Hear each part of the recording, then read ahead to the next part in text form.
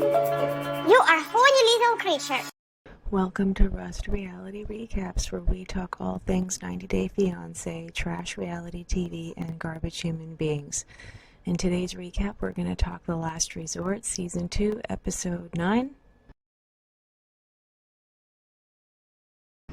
Bleh. So Brandon and Julia's prize from winning the paddleball game is the honeymoon suite.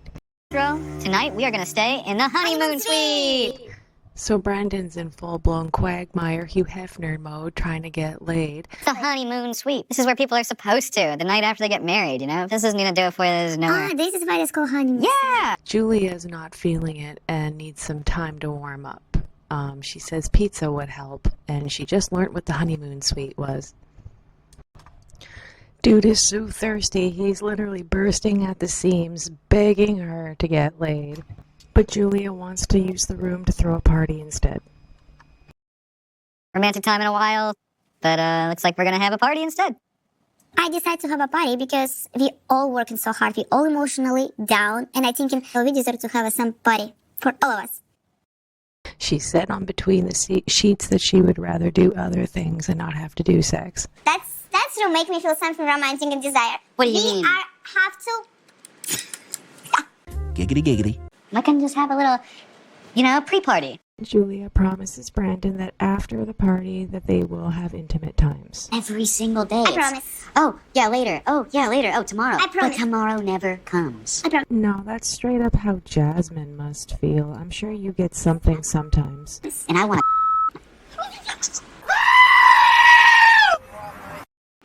Let's have a party. After that, we have whole night for this room. We're gonna have sexy time. We'll have a sexy time? Okay, deal. Yeah. That's all I want. That's all I want. So they come to an agreement with that compromise, and the party is going to commence. Before that, Stacy and Florian and Rob and Sophie are going to partake in some sandbox toy therapy together. And a lot of the deeper issues come up in this session for both couples regarding family. So today, Florian and I are going to a special therapy session with Rob and Sophie. We see this box with all these little figurines. I don't know. So everyone lines up their toys to represent different things in their lives. Positive moments and the negative moments. I wasn't really paying attention. Florian and Stacy end up talking about Darcy being an issue, and Rob and Sophie end up talking about how her mom is an issue. So they both have interference from family members that don't have proper boundaries. The rhino is her mom. And I don't want it to affect my marriage. And I don't think that's her main reason, but I can see how it might have affected my life as a baby and then not my marriage. And it's just difficult. Yeah, this totally makes sense why Sophie's completely screwed up. I mean, a lot of us have called that ever since we discovered how messed up Claire actually was towards her. Drug addiction and poor parenting aside, she has been verbally abusive to Sophie, threatened her life, and self-harm herself as a form of manipulation. So Sophie's been through it. I'm kind of able to get into the issues with Sophie's mom. You know, it's a major issue, and it really feels good to get to talk about it and it not turn into a fight.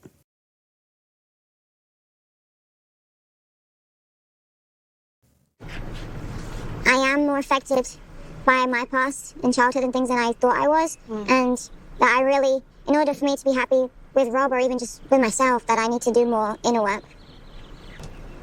This is a big breakthrough for Sophie, and I hope she does continue doing therapy on her own. It takes a lot to recover from narcissistic parental abuse, or a parent who had addiction problems, or mental health issues. And she can really improve her life and her outlook and maybe learn some proper coping skills. So moving along to Stacy and Florian, Stacy's twin Darcy, she's been the third wheel in their marriage, which makes Stacy feel on the outs because Darcy and Florian go out to clubs and stay out late drinking. Stacy doesn't know how to approach Darcy about this.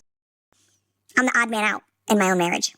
She's married, she has her own life, but Anyone who knows Darcy and has seen their dynamic, it's super toxic, twin sister bullshit. what did she say? Why don't you tell her? Should be single. Yeah, told Florian. Deserve more. Yeah. I don't know why Stacy puts up with Darcy's toxic ass behavior. That Florian, better off single. Basically. That's no way for a twin or any family member to behave. And I do think that Darcy gets jealous of Stacy's marriage. What sister does that? That's cold. She doesn't want her to be happy. I don't think it's that she wants Florian for herself. She's been really rude to Florian in the past from what I've seen. I just don't think she wants Stacy to be married. Want her club buddy to ever have to go home? I think you have this tangled web with the two of you and your sister. I do think that you and your sister and even Florian would do really well with some couples counseling and or family therapy that we could possibly do here. Translation: pay us more money to solve more of your bullshit problems, because we can't solve this right now in this conversation, in this exercise here today. Moving right along, back at the honeymoon suite. Here, I'm staying here. Girl, what? Show me my room. Let's go. Which one is my room? Let's go. Is it all messy already there? Did you already? Jasmine's having way more fun with Julia and Brandon than she's had with Gino in ages. I tried to, but I already got rejected. So Jasmine's so thirsty that she wants to actually help Brandon get laid. So she plays sex therapist between Julia and Brandon and tries to help out. Jenny's wrong. How did you kiss her neck? Did you touch her? No. Yeah, exactly. Okay, the rope was one thing, but I can't with the shady sunglasses. You see how Jasmine do this? She's just like, yeah. So, she's trying to be romantic. I thought I did the same. She's not rejecting me. Poor Jasmine is so thirsty that the fact that she's not being rejected from simple cuddles is pretty sad, actually.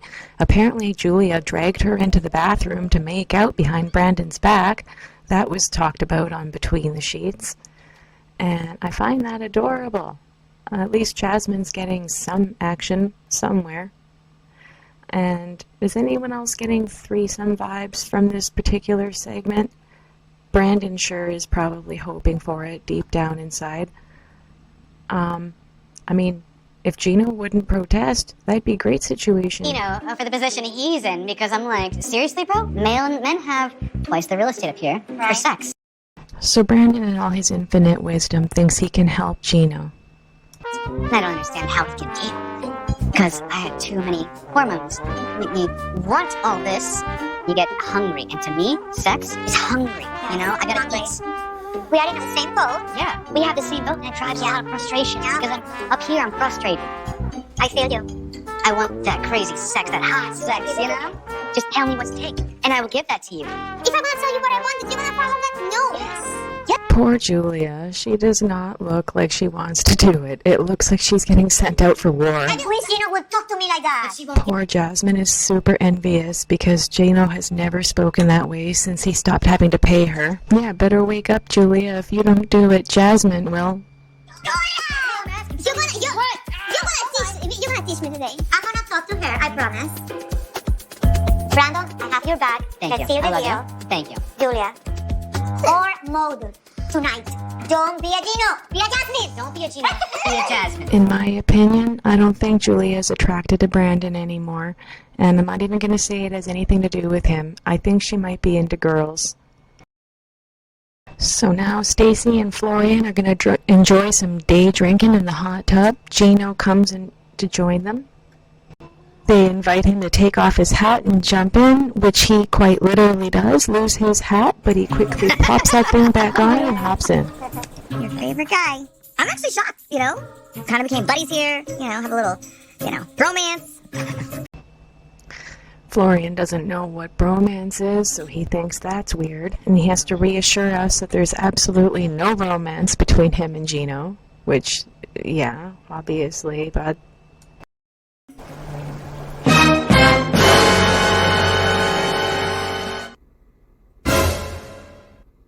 I honestly don't know why Gino doesn't just shave off that pubic hair patch at the back of his head and just own a nice bald head. He looks absolutely ridiculous. Seriously, I just want to shave it. It looks like a partially shaved bush. And the fedora doesn't help Gino.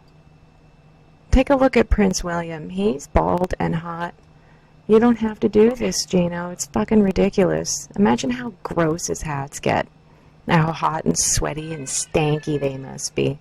All for that little bit of pube patch at the back of his head. So Gino starts complaining to his new girlfriend Florian about how Jasmine is just so dramatic and he doesn't feel like he gets to be himself around her, which I don't even know how to take that. I think it's not like you're having fun. It's jealous like you're having fun. I don't feel like I can be myself, you know. Florian now goes on the most hypocritical rant that I've seen him go on yet. Like, Harry's one only drama, man. A few moments later. First of all, I come here for jacuzzi. You told me, like, somebody invite me, I come to prepare myself, change the clothes, you know my point? So let's go have some drink. No, I don't give for drinks. I don't give.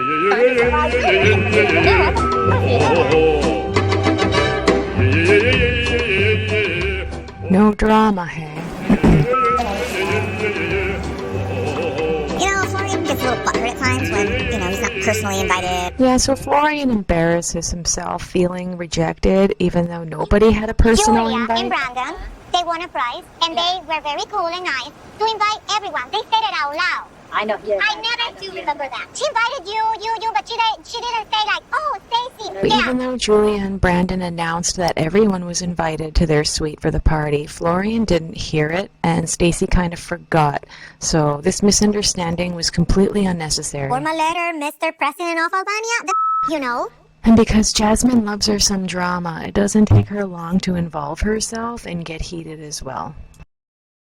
That she's not acting like a wife. She's acting like a mother to him. And she has babied him so much, he wants to be treated like, I am king of the world. You're not.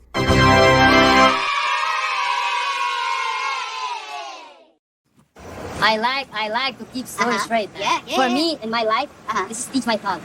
My father teach me to respect people. Okay, these guys are clearly drunk. They've been day drinking in the sun and the hot tub all day. Look at them. Respect people. You're the most disrespectful people there.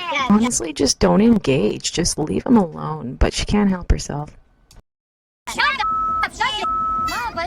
Shut up! Respectful, shut up! You know how? I'm not Stacy, okay? Yeah. I'm Jasmine and I'm crazy, dude. You're also 37, 38 years old. Maybe try acting like it. Just saying. Shut the up! Florian is so wasted, he doesn't even understand what's going on right now. So Stacy and Brandon reiterate the situation that he was upset that he wasn't invited, but that everyone was invited and that no one had received a personal invite. Florian's doing the math now, and he's super embarrassed, it seems. Stacy's pissed off with him and tells him he has anger problems and also leaves. It's ruined now. It's ruined now. I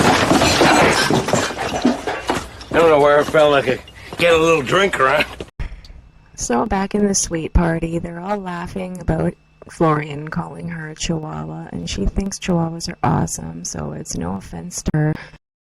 So now Natalie crawls out of the woodwork after having been looking for Josh all day. He left the resort and has been ghosting her. So everyone uses this as an opportunity to inform her about what he's been saying behind her back. It's not 3 months. It's 3 years of my life. If you're not serious, move on. We had a conversation this morning. And With him? yeah. What did you say? Brandon, trying to be helpful, tells Natalie what Josh told him in confidence, that he needs stability, which Natalie is not. And you're a little too much for stability. You're a little all over the place. What does it mean? Like you're crazy. Natalie is crazy, and he's absolutely right for being concerned about her fucking with his life. But I don't agree with him leading her on. He should just be straightforward with her. I'm afraid so Natalie gonna take his money, take his business. Yeah. This is a lot for Natalie to digest because, as we've mentioned before, she's broken up with him 3 times, and he's the one who's come back to her making false promises about how they're going to build and work towards a relationship. And now she's pushing 40, and her biological window is closing, and she's done nothing but waste her time. Speaking of biological clock, mine's screaming in the background. So everyone informs her that Josh has all given them different stories, but the reoccurring theme is that she's the problem. I mean, it's not 100% true, but it's also not 100% wrong. I think she is unstable, and she might wreck his life. Leave me alone and lie to me. I get frustrated and I don't understand why she wouldn't say it to me, why she said it to people. I mean, Jasmine doesn't have it that much better, so I don't know why she's making any kind of face. at least Natalie gets some. So that's all for this week's episodes. Keep an eye out for more as they come out, and if you liked this video, please consider hitting the like button, subscribing, and hitting the bell icon. It helps me with the algorithm, and it helps you not miss my videos.